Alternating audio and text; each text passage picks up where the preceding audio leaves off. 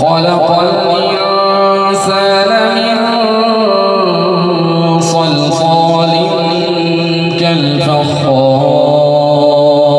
كالفخار وخلق الجان من مارج من نار فبأي آلاء ربكما تكذبان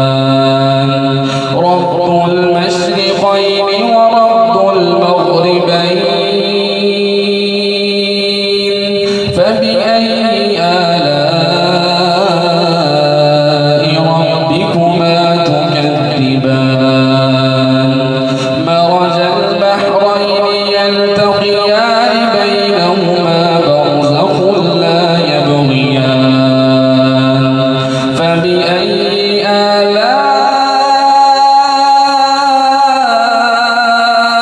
آلاء ربكما تكذبان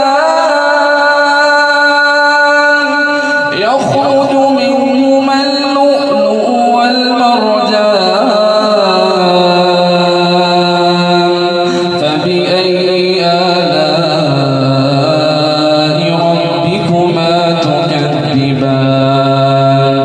وله الجوار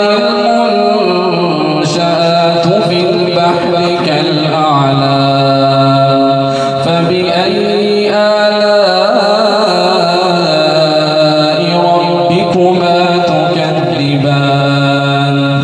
كل من عليها فان ويبقى وجه ربك ذو الجلال والإكرام فبأي آلاء ربكما تكذبان